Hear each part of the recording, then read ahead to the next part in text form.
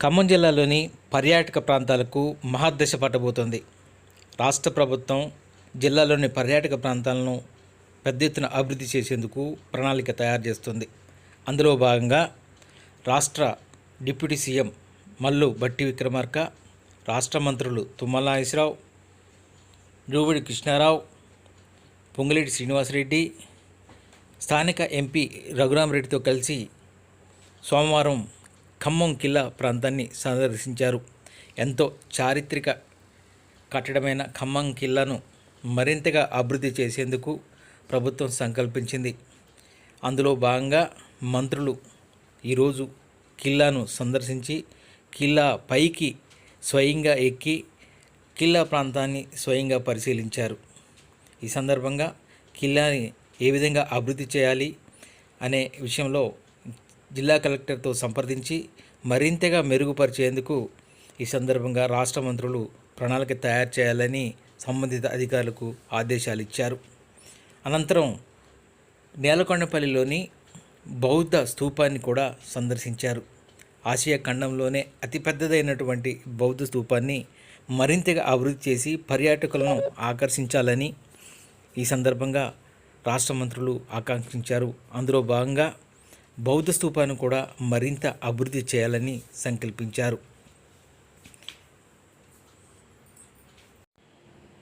ఈ సందర్భంగా రాష్ట్ర మంత్రులు మాట్లాడుతూ రాష్ట్రంలో పర్యాటక అభివృద్ధికి ప్రభుత్వం చర్యలు చేపట్టిందని, ఏడాది కాలంలోనే రాష్ట్రంలో పర్యాటక అభివృద్ధిని చూస్తారని రాష్ట్ర ఉప ముఖ్యమంత్రి, ఆర్థిక శాఖ మంత్రి మల్లు భట్టి విక్రమార్క అన్నారు. పర్యాటక రంగం అభివృద్ధికి ఎన్ని నిధులైనా కేటాయిస్తామని ఈ సందర్భంగా చెప్పారు. తెలంగాణ పర్యాటకానికి విస్తృత ప్రచారం కల్పించి ప్రపంచ పటంలో స్థానం కల్పిస్తామన్నారు. ఏ జిల్లాకు వెళ్తే ఆ జిల్లాలో మంత్రులు, ఎమ్మెల్యేలను తీసుకొని పర్యాటక ప్రాంతాల్లో పర్యటించి ప్రచారం కల్పించాలని పర్యాటక శాఖ మంత్రి జూపల్లి నిర్ణయించడం అభినందనీయమని తెలిపారు. ఈ క్రమంలో ఇప్పటికే మహబూబ్నగర్ జిల్లాలో కార్యక్రమం పూర్తి చేసుకుని ఖమ్మం జిల్లాలో ప్రారంభించారని వివరించారు. కిన్నెరసాని నుంచి భద్రాచలం వరకు అడవులు ఎకో టూరిజం అనువుగా ఉన్నాయని తెలిపారు. నేలకొండపల్లిలోని బౌద్ధ స్తూపం మొదలు జమలాపురం మీదుగా భద్రాచలంలోని సీతారాముల ఆలయం వరకు టెంపుల్ టూరిజం అభివృద్ధికి పుష్కలంగా అవకాశాలున్నాయని బట్టి చెప్పారు. ఖమ్మం జిల్లా కేంద్రంలో కిల్లాకు రోప్వే కావాలన్న డిమాండు సుదీర్ఘకాలంగా పెండింగ్లో ఉందని తెలిపారు. రోప్వే నిర్మాణానికి పర్యాటక శాఖ మంత్రి జూపల్లి కృష్ణారావు అనుమతులు ఇస్తూ వెంటనే సంతకాలు చేశారని, త్వరలోనే నిధులు మంజూరు చేసి పనులు ప్రారంభించి కొద్ది నెలల్లోనే పూర్తి చేస్తామని డిప్యూటీ సీఎం తెలిపారు. పర్యాటకాన్ని ప్రచారం చేసేందుకు నేలకొండపల్లి బౌద్ధ ఆరామాల వద్దకు జపాన్ లాంటి దేశాల నుంచి బౌద్ధిస్టులను ఆహ్వానించాలన్నారు. ఫలితంగా ప్రపంచవ్యాప్తంగా పర్యాటకులు వచ్చి స్థానికంగా ఆదాయం పెరిగి యువతకు ఉపాధి కలుగుతుందని చెప్పారు. మంత్రి తుమ్మల నాగేశ్వరరావు మాట్లాడుతూ ఖమ్మం కిల్లాకి 1000 సంవత్సరాల చరిత్ర ఉందని, మహా చారిత్రక కట్టడమని అన్నారు. ఆనాడు ఎలా నిర్మాణం చేశారు, ఎలా చేశారో చరిత్రను మననం చేసుకుని గుర్తుంచుకునేలా చర్యలు తీసుకోవాలని అన్నారు. నేలకొండపల్లి భక్త రామదాసు బౌద్ధ స్తూపాలను పర్యాటక కేంద్రాలుగా తీర్చిదిద్దాలని ప్రయత్నం చేస్తున్నామని చెప్పారు. రోపు వేస్తే తప్ప కిల్లాలో విహారానికి అవకాశం లేదన్నారు. మంచి కన్సల్టెన్సీ ద్వారా దీనికి రూపకల్పన చేయాలని అధికారులను ఆదేశించారు. కిల్లా అభివృద్ధికి ప్రతిరూపమని ఆయన తెలిపారు. భద్రాద్రికి రైల్వే లైన్ కనెక్టివిటీ వస్తున్నట్లు నేషనల్ హైవే విమాన సేవలు రావాలని ఆయన అన్నారు. హైదరాబాద్ నుండి ఖమ్మంకు రాకుండా ఓఆర్ఆర్ ద్వారా నేరుగా భద్రాచలం రూటుకు మార్గం సుగమం అవుతుందని తుమ్మల చెప్పారు. ఈ కార్యక్రమంలో రాష్ట్ర ఎక్సైజ్ శాఖ మంత్రి, పర్యాటక శాఖ మంత్రి అయిన జూపల్లి కృష్ణారావు, జిల్లా కలెక్టర్ తదితర ఉన్నతాధికారులతో పాటు స్థానిక ఎంపీ రఘురామరెడ్డి తదితరులు పాల్గొన్నారు.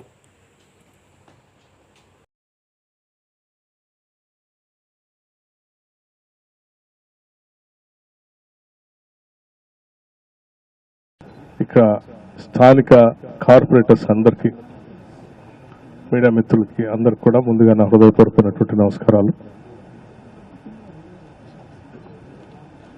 పర్యాటక శాఖ మార్చులు, అట్లాగే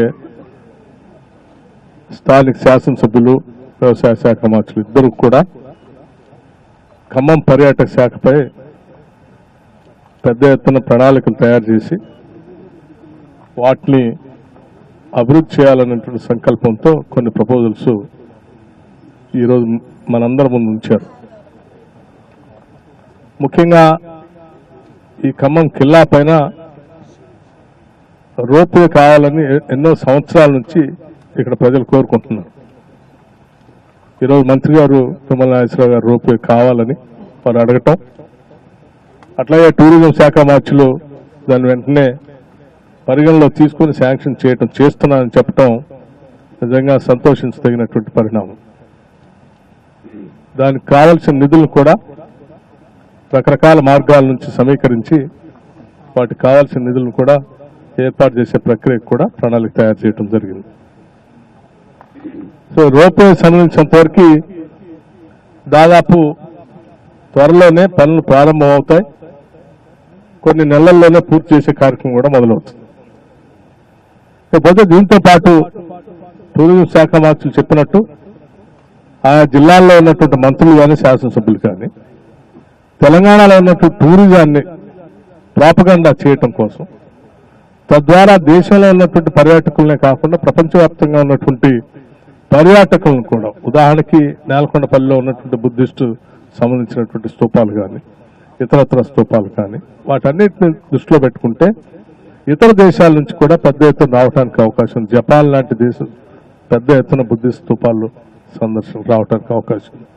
తద్వారా జిల్లాలో టూరిజం పెరగటం కాకుండా ఆదాయం కూడా పెరిగేటువంటి కార్యక్రమం, అనేక రకాలైనటువంటి ఉపాధి అవకాశాలు పెరిగేటువంటి అవకాశం ఈ ప్రాంత అభివృద్ధికి పెద్ద ఎత్తున ఉపయోగపడుతుంది. కాబట్టి ఆ కార్యక్రమాలు తీసుకొని ముందుకు పోయే క్రమంలో ఈ రాష్ట్ర ప్రభుత్వం పెద్ద ప్రణాళికలు చేసుకుని ముందుకు పోతా ఉంది. దాంట్లో భాగంగా మొట్టమొదటిసారి జిల్లాలో ఉన్నటువంటి మంత్రుల్ని, శాసనసభ్యుల్ని నెలకొకసారి కంపల్సరీ టూరిస్ట్ సెంటర్స్ లో వారి కుటుంబ సభ్యులతో బస చేయాలని చెప్పి టూరిజం శాఖ మార్చులు వారు ఒక చక్కటి ప్రోగ్రాం డిజైన్ చేశారు. తప్పనిసరిగా మేమంతా దాన్ని పాటిస్తామని కూడా మంత్రి గారికి పాటిస్తా ఉన్నాం. అట్లాగే ఈ జిల్లా కూడా గౌరవనీయులు రాష్ట్ర ఉప ముఖ్యమంత్రి, రాష్ట్ర ఆర్థిక శాఖ మంత్రులు, ప్రియమైన బట్టి విక్రమార్క గారు, గౌరవనీయులు నా చిరకాల మిత్రులు రాష్ట్ర టూరిజం శాఖ మంత్రులు, వారికి జత ఎక్సైజ్ కూడా ఉంది ఆయనకి, అదేవిధంగా టూరిజం కార్పొరేషన్ చైర్మన్ నా చిరకాల మిత్రులు పటేల్ రమేష్ రెడ్డి గారు, గౌరవ పార్లమెంట్ సభ్యులు రఘురామరెడ్డి గారు, జిల్లా కలెక్టర్ గారు, అదేవిధంగా కమిషనర్ మున్సిపల్ అభిషేక్ గారు, పోలీస్ కమిషనర్ దత్ గారు, జిల్లా అధ్యక్షులు దుర్గాప్రసాద్ గారు, మేయర్ గారు, అదేవిధంగా చైర్మన్ రాయల్ గారు, ప్రియమైన కార్పొరేటర్లు, ఖమ్మం ప్రముఖులు, పత్రికా విలేకరులు, పెద్దలందరికీ హృదయపూర్వక నమస్కారం. మాట్లాడొద్దు ప్రెస్. ఈ యొక్క కిల్లా చరిత్ర 1000 సంవత్సరాలకు పూర్వమే.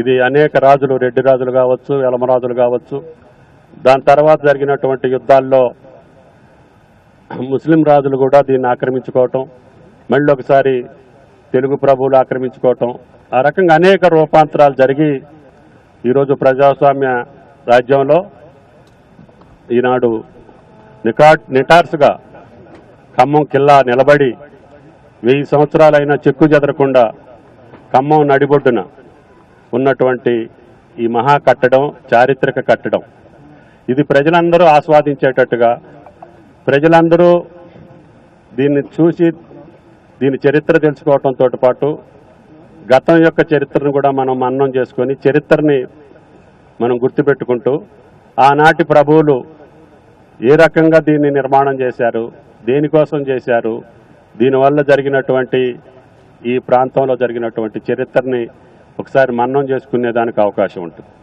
అందుకనే నేను టూరిజం మినిస్టర్ గారిని పదే పదే మాకున్న పరిచయంతో, సార్ ఒక్కసారి వచ్చి 1000 సంవత్సరాలు నిర్మితమైనటువంటి బౌద్ధ స్తూపం, అది 1000 సంవత్సరాలు కింద నిర్మాణం అయింది. నాకు ఇప్పటికీ తెలిసి నాకున్న ఇన్ఫర్మేషన్ ప్రకారంగా ఆసియా ఖండంలోనే పెద్ద బౌద్ధ స్తూపం ఎక్కడ ఉందంటే అది కొండపల్లిలో ఉంది. అక్కడే భద్రాద్రి రామాలయాన్ని నిర్మాణం చేసినటువంటి భక్త రామదాస్ చరిత్ర, ఆయన జన్మస్థలం ఉంది. ఆ రోజుల్లో ఆయనకి నాకు వీలైన కాడికి ఆ బౌద్ధ స్తూపం దగ్గర రహదారి నిర్మాణం, వీలైన కాడికి కొంత లైటింగు, అక్కడ ఉన్నటువంటి బాల సముద్రానికి కొంత నిధులిచ్చి అక్కడే బోటింగ్ కానీ ఫుడ్ కోర్ట్ కానీ అక్కడ ఉన్నటువంటి ఆ పరిసర ప్రాంతాల్లో కావాల్సినటువంటి టూరిజం, అదేవిధంగా చరిత్ర తెలుసుకోవటానికి ఈనాటి పిల్లలకి ఈ యొక్క గతం తెలవాలని దాన్ని ఒక పర్యాటక కేంద్రంగా చేయాలని చెప్పి ప్రయత్నం చేశాను. దాని తర్వాత కిల్లాని కూడా ఆ రోజుల్లో కూడా ఎమ్మెల్యేగా ఇదే ప్రాంతానికి వచ్చి చెప్పడం జరిగింది. అప్పుడున్నటువంటి కలెక్టర్ ఇలంబర్తి గారు కొంత ప్రయత్నం చేశారు, తర్వాత అది ఆగిపోయింది. కాబట్టి ఇప్పుడు ప్రజాస్వామిక ప్రభుత్వం, ప్రజాప్రభుత్వం, ప్రజాపాలన ప్రభుత్వం, కాంగ్రెస్ ప్రభుత్వంలో కూడా నాకు అవకాశం వచ్చింది.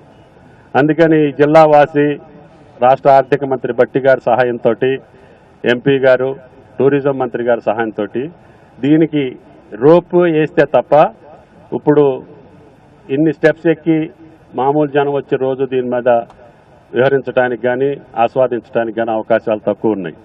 కాబట్టి ఇప్పుడు ఉన్నటువంటి టెక్నాలజీ ద్వారా టూరిజం మినిస్టర్ గారు దయచేసి భువనగిరి కోటకు కూడా ఏర్పాటు చేస్తున్నట్టుగా నాకు ఇన్ఫర్మేషన్ ఉంది. ఆ కంపెనీని పిలుస్తారా, వేరే కంపెనీలు పిలుస్తారా, డిజైన్ ఎట్లా వేస్తారు, డిపిఆర్ తయారు చేసి మా కలెక్టర్ గారు సమన్వయంతో మీ టూరిజం డిపార్ట్మెంట్, ఈడీ గారు వచ్చారా, ఈడీ టూరిజం వారి యొక్క సహకారం